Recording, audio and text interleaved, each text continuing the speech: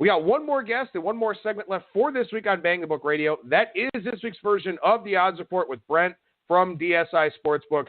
Sharp money out there, some new sharp money for the college football bowl games, and then also week 16, of the NFL. So without further ado, here is our last segment of the week with Brent from DSI Sportsbook. All right, I'm joined now by Brent from DSI Sportsbook for this week's version of the Odds Report. We'll talk about sharp money in the college football bowl picture and also week 16 of the NFL. Brent, how's it going today, man?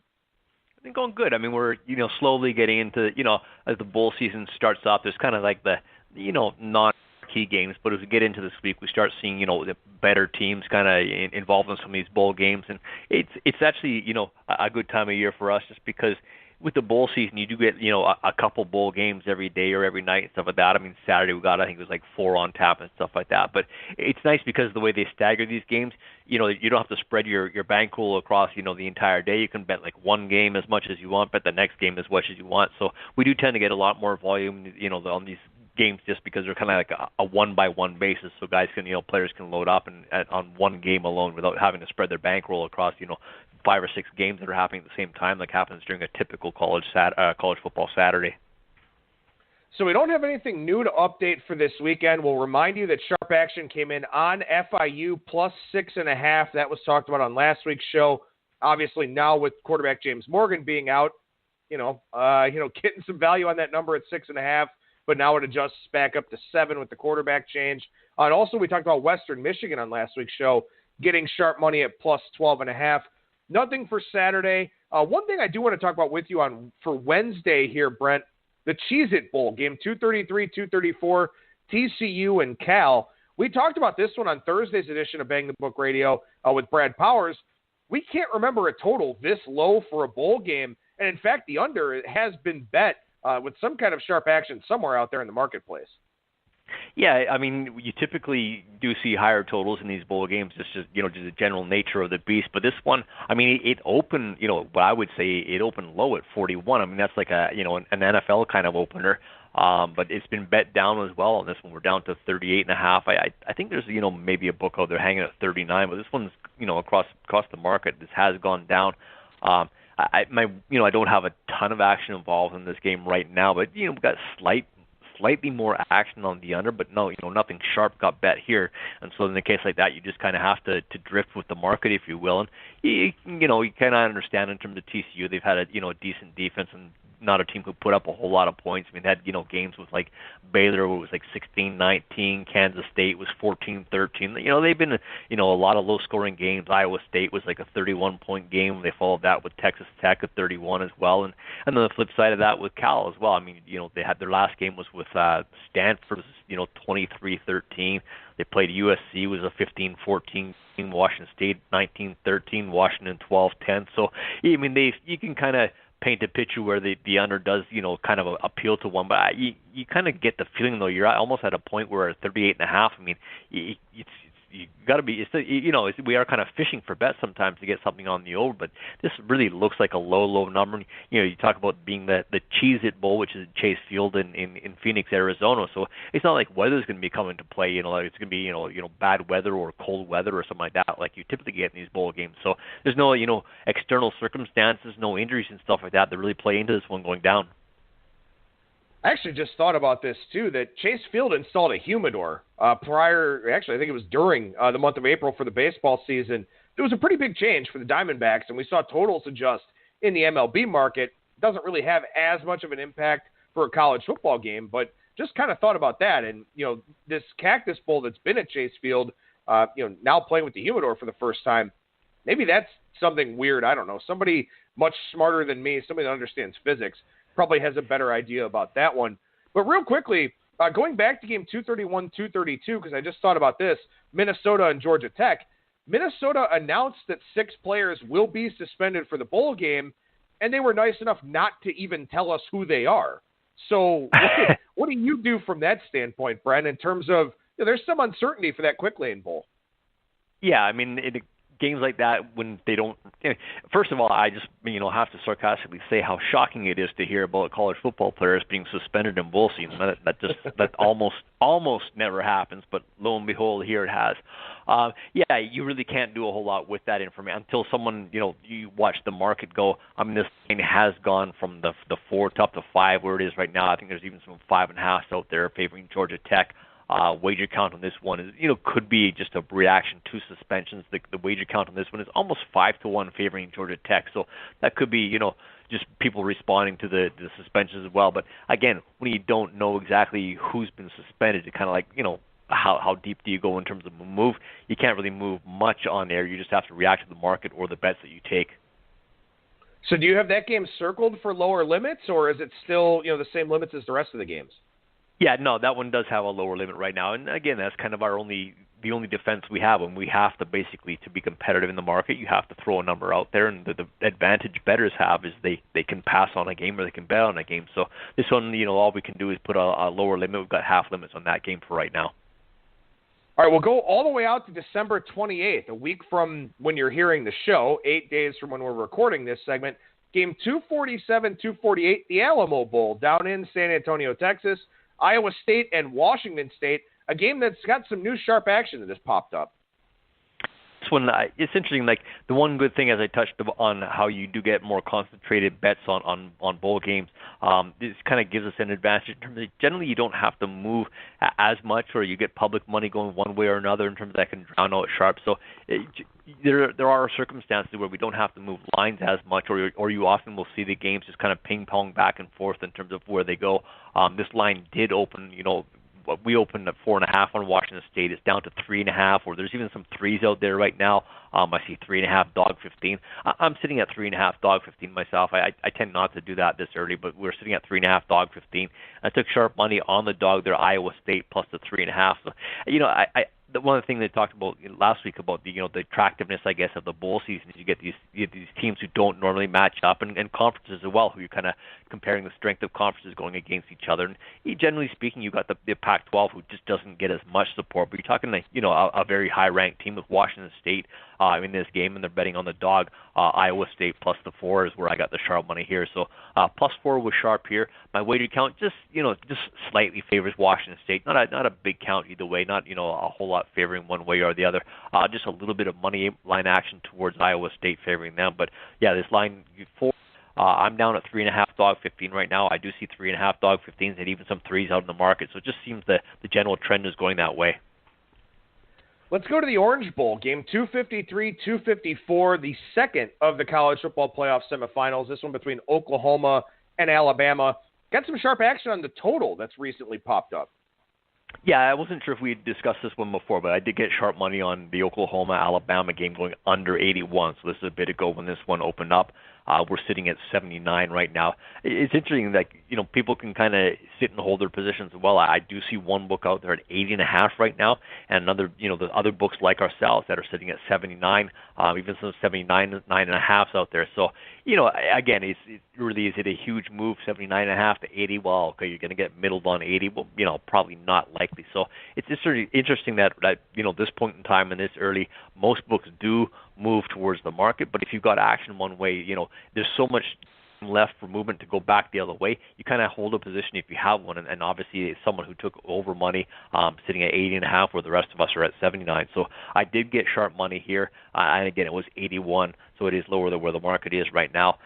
Looking ahead at things too in terms of my wager count, again, it's farther in advance, so most public guys are not going to get heavily involved in this one, but I do have a wager count still favoring the under as well. So I've got a count of 2-1 favoring the under, and I got sharp money the same way. One more game that's had some sharp action pop up here as we jump all the way down to the Holiday Bowl. This is game 265, 266, Northwestern taking on Utah. Interestingly enough, Utah will have another new offensive coordinator. I think it's the 10th in 13 years for Kyle Whittingham or something like that. Troy Taylor, the new head coach at Sacramento State. But we do have some sharp action here on the Holiday Bowl coming up. Yeah, and we have that on Utah as well. The sharp money on this one, a decent price grab, I guess, if you want to call it that, at the minus 6 here on Utah. That lines up to 7 right now. And there's even some 7 minus 115s out there. So it looks like that's the market-wide getting money on Utah as well. The sharp money, again, we took it here at -6. Sitting at 7, and hopefully, when you're managing your risk, hopefully when you take sharp money at -6.5, you don't want to have to go up to 7.5. So we're putting a little bit of extra juice on the number 7 with college football. And generally, you try not to juice college football numbers other than maybe 3 if you have to in a big game. But hopefully we won't have to go up to 7.5. If the market goes that way, we'll trend with them. And on paper, this is an interesting game. I think we got Utah sitting at 17th ranked and Northwestern at 22. It should be some fairly evenly matched teams, but I think there's just a bit of a general disrespect for Northwestern in the market. We've seen that for the last couple of weeks of the season as well. People just don't think they're that good despite their ranking, and you're looking at a team with 5 losses as well. So right now, as I said, my wager count's almost even on this one. Sharp money on Utah -6. We're sitting at 7 -15 right now. All right, let's go to Saturday night in the NFL as we transition over to the professional side of things. Game 123-124, Baltimore and the Los Angeles Chargers. This is a huge game for these two teams and a huge game for some of the teams that are in action on Sunday as well. We do have sharp action out there in the marketplace for this Baltimore versus Chargers game. Yeah, this one, it's nice to have some, sharp action on a Saturday, and it's also good for us when we get that on the under, which is the case on this one. I got sharp money on this game. Under 45 is where it came here. We're sitting at 43.5 as well. This is a really, is a big game. Chargers number has dropped from 4.5 down to 4 here. I think there's some 4.5s out there as well. So the number on the spread is pretty much held tight, but everywhere, everyone's gone down from 45 to 43.5 where we are as well. If you kind of looking at this game as well, I mean, I think the Chargers kind of have that reputation for being able to put up a whole lot of points. And Baltimore, you look at their offense as well, it's more of a, since Lamar Jackson took over, it's just obviously a run-heavy offense now. And that obviously leads to, killing the clock and stuff like that. And I think the Chargers, if you look back at the across the season, they're just like, they're just clock killers. I mean, they're got a decent defense, but there's a team who just holds the ball a whole lot and winds the clock down, trying not to give their opposition many possessions. I think if you look back at the game against the Chiefs as well, how many possessions the Chiefs had in that game with the Chargers. I mean, the Chargers do a great job of manipulating the clock, and I think is why this one sits up the way it is how many possessions each team gets and stuff like that, and the fact that Baltimore's such a run-heavy team. So under 45 is where the sharp money is. I'm sitting at set at 43.5 right now, and just looking at my my chart right now, I do have just a small slight count favoring the over, but not much. Here's a random question for you, Brent. You got 4 college football bowl games on Saturday, 2 NFL games here. In terms of sort of a relative scale for the Baltimore and the Chargers game against the 4 bowl games that are out there, how much more of a handle would you expect on that NFL game? I mean, would it exceed the 4 bowl games combined? Yeah, it probably will. Now, I mean, like I said, the advantage we do have is that these bowl games are one by one, so they're going to get a lot more concentrated action. But still, the NFL, especially the night game, especially such a marquee game in terms of the 2 teams and playoff implications for everyone, this will definitely get more than them. All right, let's go to game 101-102, the first game on the board for Sunday. Tampa Bay takes on Dallas. Sharp action in this matchup down in Big D. Yeah, sharp action on this one. Unfortunately for us, as you hear it all the time, is when I get sharp money on the over, it's never a good spot for us because the public usually goes over as well. This line has moved from the sharp play of over 45.5. So Tampa Bay, Dallas over 45.5. It was sharp. We're up to 48 right now, and I think this number has touched 48.5 elsewhere as well. So, Tampa Bay used to be like a dead over team in terms of the bettors, and I think the public is still going behind them. And Dallas, I mean, if you look, their defense, it does, they do have a solid defense, but they're also kind of one of those teams that can be involved in a lot of high-scoring games as well. So I'm just really not, I'm not really surprised this number did get bet up. I wish I could do it all over again and open up at 47.5 or something like that. But, Tampa Bay, they do have that dangerous offense. I mean, Winston hasn't been, quite the offensive explosion that Fitzpatrick was at the helm for the Tampa Bay offense. But still, I mean, they're a dangerous offense, and they still have a very bad defense. So you're looking at them, Tampa Bay probably going to be behind the game here, and that's the case where they're going to have to air out the ball as well. So I think that kind of tends to lean itself towards a higher scoring game. So unfortunately, I kind of like the spot, and I would have loved to grab over 45.5 myself with Tampa Bay, but sharp money over 45.5. Like I said, the count slightly favors the over as well. That's just general public money, which does that Tampa Bay over typically week after week. All right, let's go to game 103-104 here. AFC East rivalry game, Buffalo and New England, a game we just talked about a little bit in our previous Super Contest segment. What's the story here for this one, Brent? Yeah, I mean, we talk about, the sharps finding value wherever it is and laying, double-digit favorites. They have no problem doing that. This is a case, unfortunately, where I've got sharp money on the Patriots here at home. And, really it's kind of surprising when you look at New England right now sitting at 9-5, and you're just like, 9-5. I mean, New England 5 losses on the season already. It's just kind of a bit shocking. They've lost 2 in a row, which hasn't happened since forever, it seems. But they're a double-digit favorite here at home. Minus 12.5 is where I got sharp money. We're up to 13.5 right now, so a full point move over the 13, which is not really a key number, but it's kind of a pseudo key number, I guess you want to call it. Interesting enough, I do have decent two-way action on this game, so the number is high enough that Buffalo is getting some support, but I do have sharp money, like I said, at the 12.5. These two teams did play each other, I think it was in October with Derek Anderson at the helm for Buffalo. So New England got that win. They won 25-6, I guess it was. And, I think, obviously they got an upgraded quarterback now with Anderson out of there. And the new quarterback, the rookie's been playing quite well. So, I think there probably is going to be some life in Buffalo, whether they can keep it close or not. The Patriots, of course, at home, they're 6-0. They're one of the best teams that are at home, and Buffalo is Buffalo is Buffalo. I actually just ran the query for this. The Patriots, since the start of the 2010 season, when they've lost back-to-back games, 5-0 straight up, 5-0 against the spread.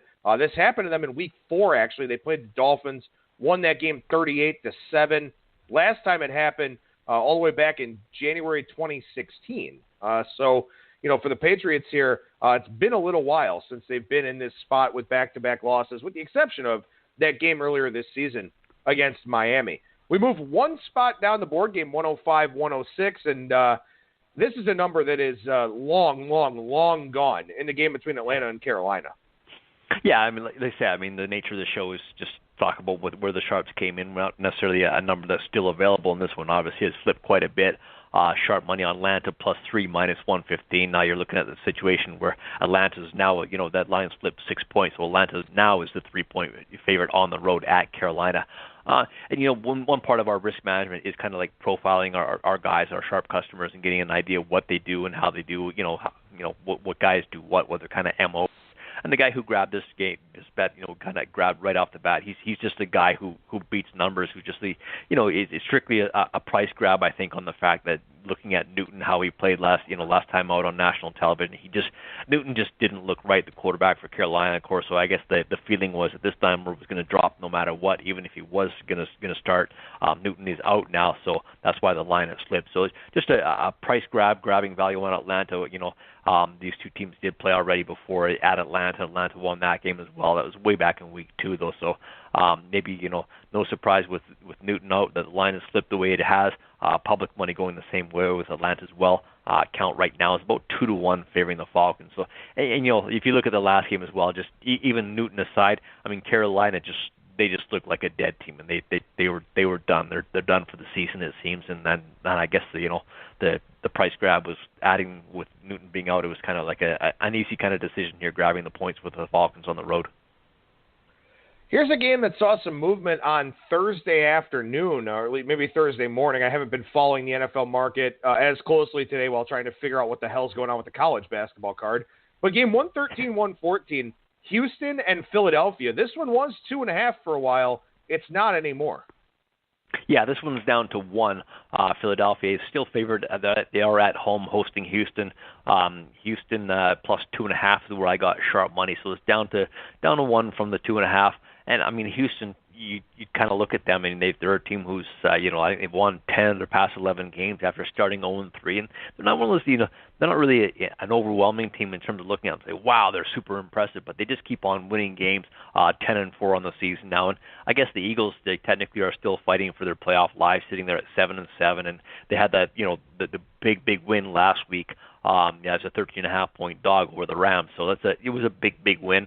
And it could just be it seems perhaps just a case of the public and people betting overvaluing the Eagles off that win. We have kind of one of the things we always remind people of is that no team is as good nor as bad as their best or worst performance. And that, the big win for the Eagles was great for us as a book, but, that was probably the high of the season for them. They might come crashing back down to earth.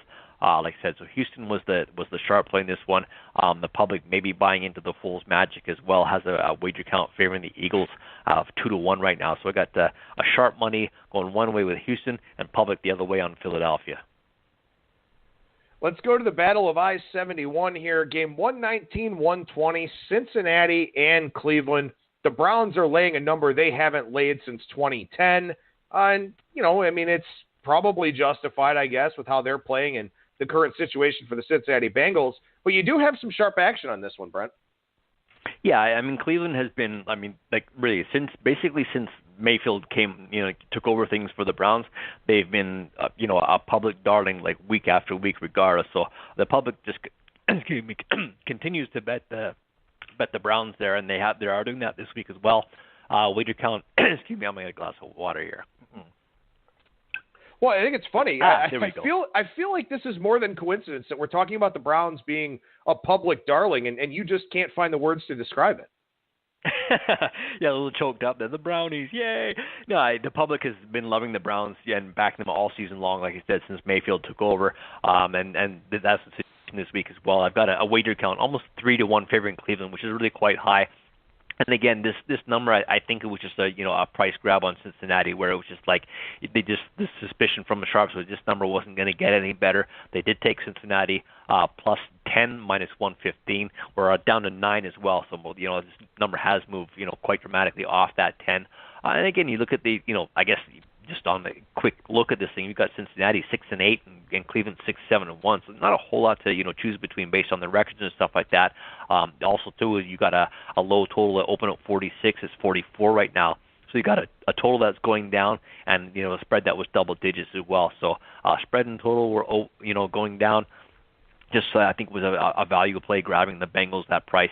And again, we do have kind of a reflection going back weeks when these two teams played before. I think it was a month ago they played, and Cleveland did get that win 35-20. So they won the game easily and covered this number at Cincinnati. So I wouldn't be surprised if this one kind of hangs around 9 unless more sharp money gets involved, because based on my wager count of 3-1 favoring the Browns, the public is going to bet them, even though this number is as high as it is.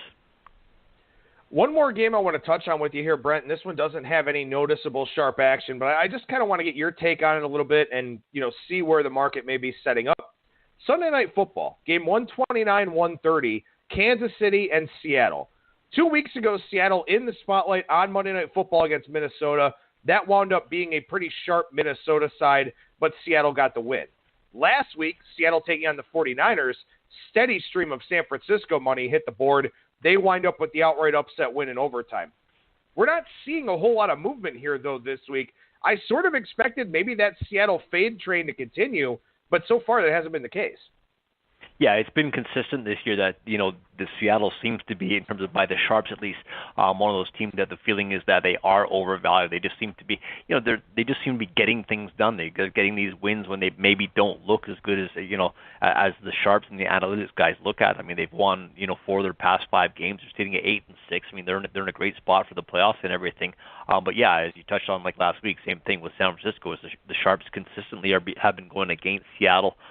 This week, I don't have any sharp money involved, as you can tell. The line has, basically stayed exactly where it opened, both the side and the total, 2.5 and 54.5. Right now, I've got a wager count, perhaps no surprise, because the public does like Seattle. Loves them at home as well with that big home field advantage they have. Wager count about 2-1 favoring the Seahawks right now. So even though I've got a lot of public money going Seattle's way, I haven't really touched off the number at all, because generally speaking, you have no trouble getting action involving Kansas City. So wouldn't be surprised if that money came back unless the market went even lower and sharp money came in on one of these sides perhaps. But right now, just like I said, just a wager count about 2-1 favoring the Seahawks. And again, as you touched on, they have been consistently all season long one of those teams that the sharps just they just don't see the value or don't see Seattle as good of a team as the record indicates. The one thing you can take away from this game, from my point of view, it's going to be just massive in terms of the betting volume. It's going to be a fantastic game for us that way. Well, I'm curious. I mean, what do you expect? As somebody who's done this for a long time, as somebody who's been, you've got 15 weeks of data points here on all of these teams. Do you think Kansas City does get the sharp money, or do the sharps maybe just kind of, leave this game alone? I think they'll probably leave this game alone, honestly. I'd like to say that, sharp money might come in on the total as one and drive it down, but I don't think so. I think this number's high enough that if they were going to come in, they would have done so already. So, the public just did open at 54 and ticked up to 54.5, and they're still not involved. So, the feeling I get is they're going to stay away from this one. All right, Brent, the head risk manager down at DSI Sportsbook. Lots of great insights as always, bud. Thank you so much for joining us. Merry Christmas to you and yours. Happy holidays, and we'll talk to you again next week. Thanks, Adam. I appreciate it. Have yourself a great Christmas, and look forward to talking to you soon.